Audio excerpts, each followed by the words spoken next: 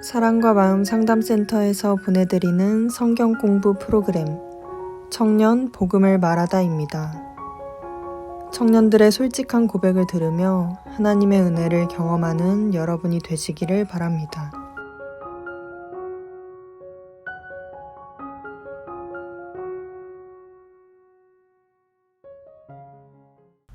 안녕하세요. 저는 사랑과 마음 상담센터에서 신앙생활을 하고 있는 이혜진 청년입니다. 저희 청년부는 작년 여름부터 매주 토요일마다 청년 스피리추얼 리더십 개발 프로그램의 일환으로 미움받을 용기 1, 2권을 통해 신앙적 리더십 개발 교육을 받았고 얼마 전에 마무리가 되었습니다. 프로그램을 하면서 느꼈던 점과 제 삶에 적용되었던 부분, 그리고 그로 인해 변화된 점 등을 말씀드리려고 합니다.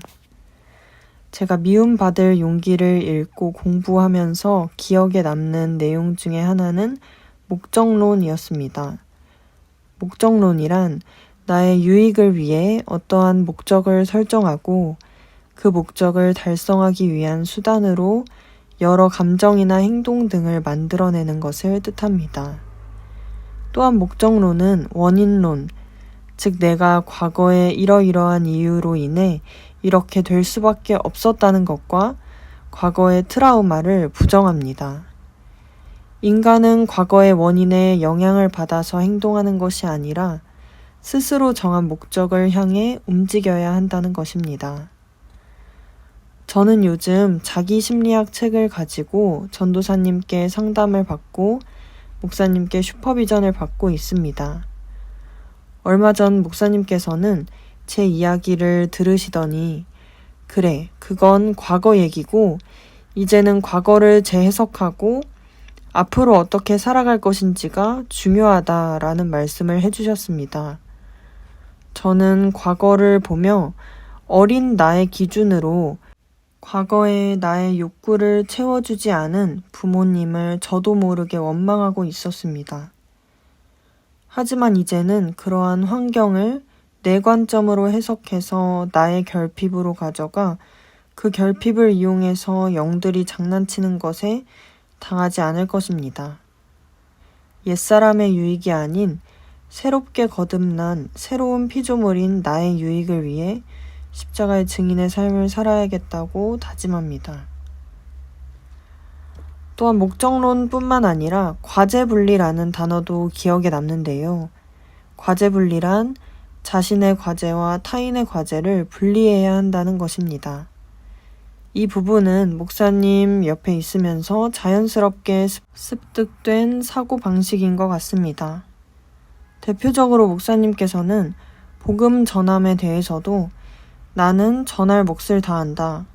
받아들이고 안 받아들이는 것은 듣는 사람의 몫이다 라고 하셨습니다. 내가 할 몫을 다 하지만 받아들이거나 거부하거나 변화되거나 하는 것은 모두 상대방의 몫이라는 것입니다. 이렇게 생각하고 나니 생각이 단순해지고 마음이 편안해졌습니다. 또한 제가 상대방의 입장이 되었을 때는 책임이 모두 나에게 있다는 의미이기도 하겠지요. 그렇게 생각하면 제가 상대방에게 간섭할 필요도 없고 상대방이 나를 침범하려고 할 때도 그것을 막을 힘도 생기고 영향을 받는 일도 점점 적어지는 것 같습니다. 상대방에 대한 무관심이 아닌 사랑을 바탕으로 해서 말입니다. 또한 아들러는 행복을 위해서는 공헌감을 느껴야 한다고 말했습니다.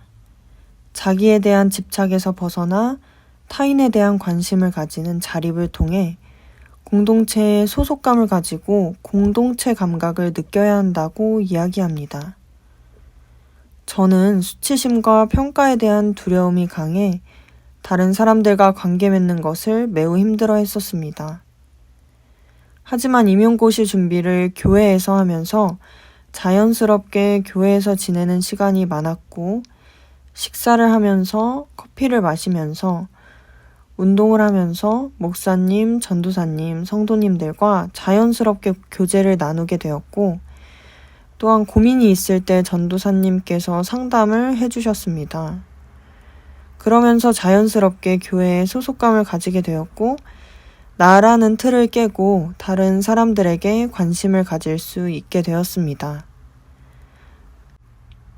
지금 제가 교회에 공헌한다고 할 수 있는 부분은 아직 미약하지만 제가 받은 은혜가 크기에 어떠한 일이 주어져도 자기의 의를 먹지 않고 감사함으로 할 수 있지 않을까 하는 생각이 듭니다.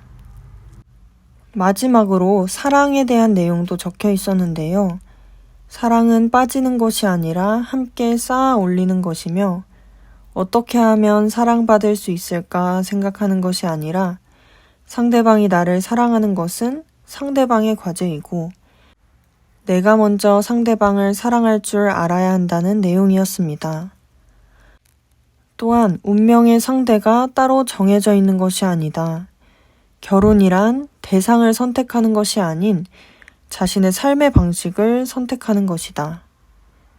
나쁜 그 사람, 불쌍한 나라는 프레임을 가지고 내 결핍을 채워주지 않은 상대를 원망하는 것이 아니라 상대방을 있는 그대로 존중해야 한다. 타인을 행위의 차원이 아닌 존재의 차원에서 살펴야 한다. 더 나아가서 자신을 행위의 차원이 아닌 존재의 차원에서 받아들여야 한다 등의 내용이었습니다. 전에는 내가 상대방을 사랑한다는 생각은 전혀 하지 않은 채 나의 결핍을 채워주는 것이 나를 사랑해주는 것이라고 생각했고 그런 사람을 만나고 싶었습니다. 하지만 그러한 사랑은 나의 결핍을 채우기 위한 탐심에서 비롯된 생각이라는 것을 깨달았습니다.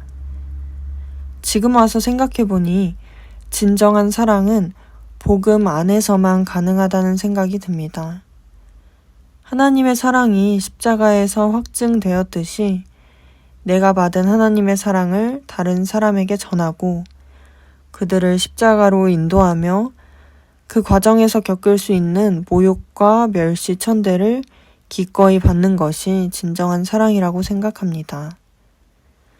앞으로 하나님 안에서 진정한 사랑을 할 수 있는 자로 변화되어 십자가의 증인의 삶을 살아가길 소망합니다. 안녕하세요. 사랑과 마음 상담센터에서 신앙생활하는 김예람 청년입니다. 아들러의 심리학은 목사님이 해주신 말씀과 동일한 부분이 많았습니다. 목사님께 들어 알게 된 내용을 책을 보며 더 깊게 이해할 수 있었습니다. 미움받을 용기 책을 읽을 때 거기서 나온 청년이 저와 많이 닮았다고 생각했습니다. 그렇게 생각한 이유는 책 속의 청년도 저처럼 매사에 부정적 사고를 가지고 있었고 관계 맺는 것을 어려워하고 있었기 때문입니다. 책의 내용은 청년과 철학자의 대화 방식으로 흘러갑니다. 주로 청년의 궁금증을 철학자가 대답해 주는데 그것이 저를 성찰하는 데 있어서 많은 도움이 되었습니다. 미움받을 용기 1에서 기억나는 단어 또는 표현들이 몇 가지 있습니다.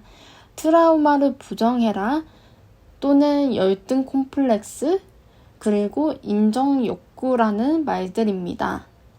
그 단어와 표현들이 쓰인 예시문에서의 사람들의 유형은 트라우마를 핑계로 현실을 도피하는 사람이 있었고 노력하는 것 없이 열등감을 갖고 있는 사람이나 타인을 통해 자기 가치를 느끼는 사람들이 있었습니다.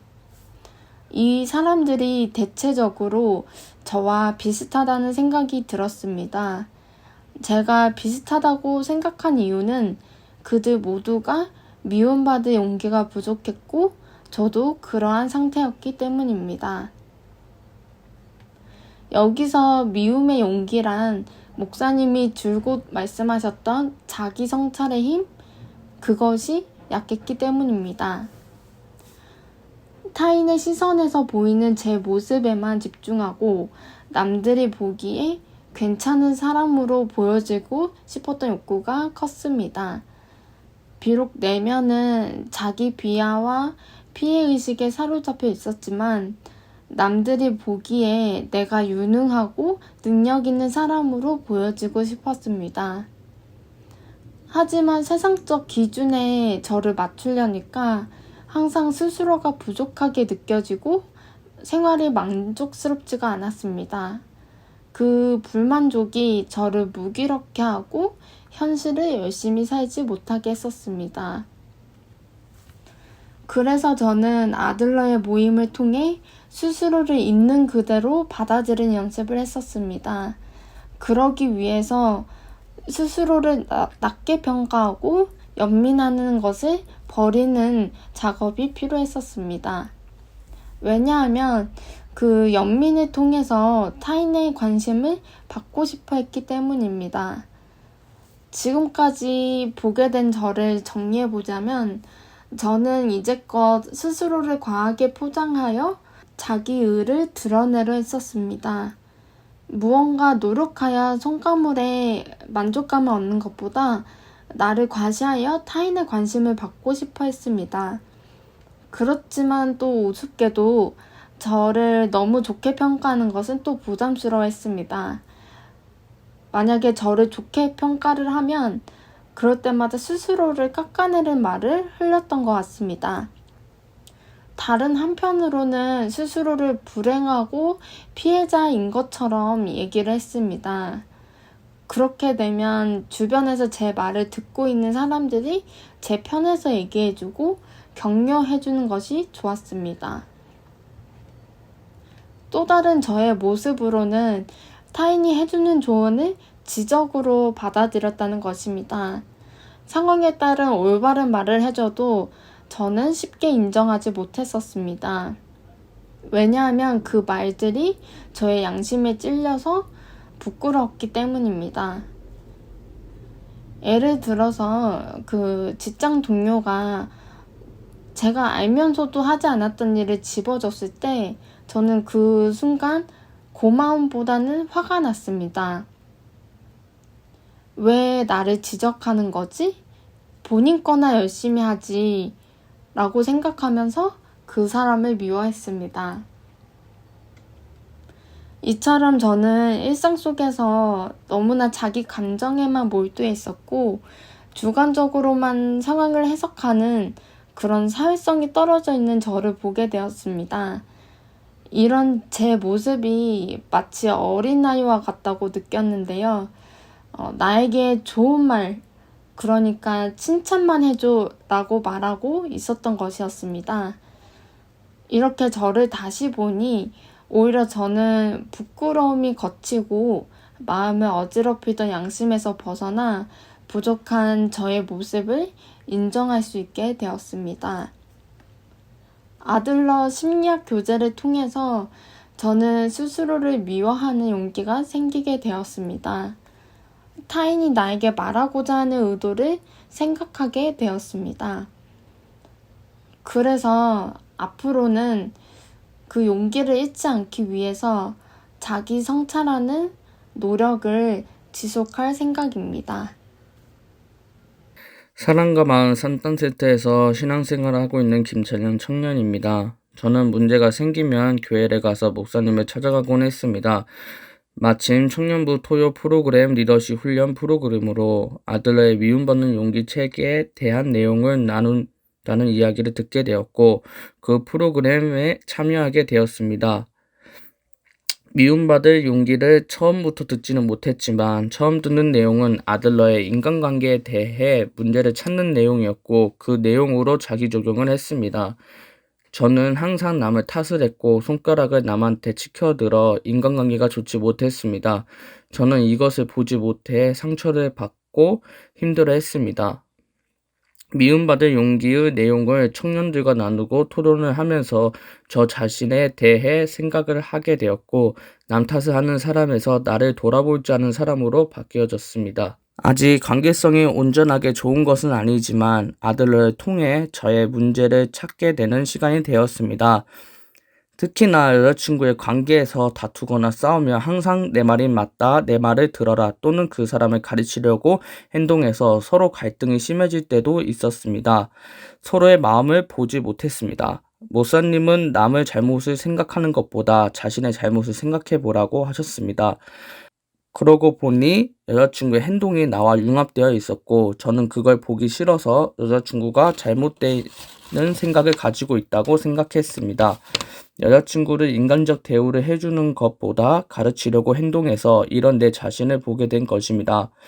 그동안의 저의 삶은 인생의 쳇바퀴 같은 삶을 살았습니다. 항상 문제가 해결되면 교회에 안 오고 또 문제가 생기면 오는 형식으로 스스로 무기력감과 열등감에 빠져서 관계성이 부족했고 남들이 나를 평가하는 게 두려워서 외모를 치장하거나 겉으로 드러나는 행위를 해서 남들이 나에 대해 호기심을 갖게 했습니다. 하지만 나는 빈 알맹이 같은 존재여서 조그만 대화를 하거나 깊은 만남을 갖게 되면 사람들이 하나둘씩 내 곁에 없어지곤 했고 그럴 때마다 좌절감에 시달렸습니다. 그리고 내 자신이 싫어져서 우울하고 힘들어서 삶을 포기하고 살았습니다. 목사님을 만나고 아들러를 배우면서 내가 부족한 나를 보며 하나둘씩 나를 바뀌는 시간이 가지게 되었고 사람들과 관계 맺는 모습과 나의 생각들이 문제가 있다는 것을 알게 되었습니다. 그리고 나는 무가치한 존재이고 내가 겉으로 보여주고자 하는 행위가 모두 쓸데없다는 것을 알게 되었습니다. 아직도 겉으로 보여지는 모습에 집착할 때도 있지만 저는 오늘도 다짐해 봅니다. 오늘 하루 삶을 열심히 살아보자고 말입니다. 안녕하십니까. 사랑과 마음 상담센터에서 신앙생활을 하고 있는 장동현 청년입니다. 미움받을 용기를 읽고 다 같이 이야기를 나누면서 느낀 점을 말씀드리겠습니다. 아들러의 미움받을 용기 책을 읽고 나누면서 저는 아직도 철학자가 책에서 한 말이 떠오릅니다.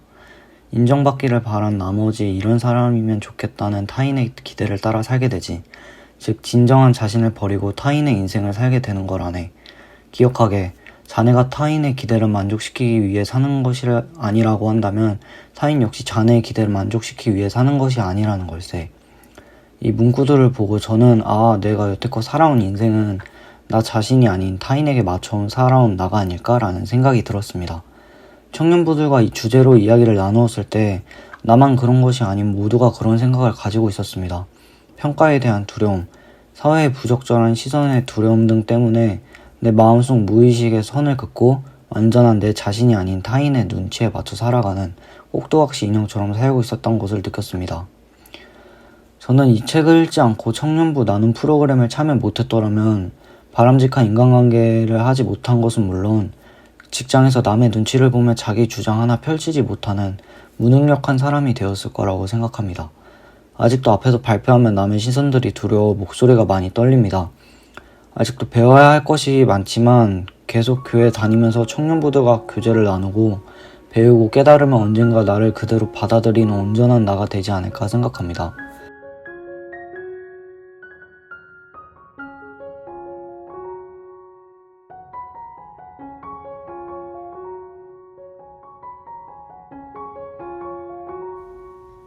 지금까지 사랑과 마음 상담센터에서 보내드리는 청년 복음을 말하다 프로그램이었습니다.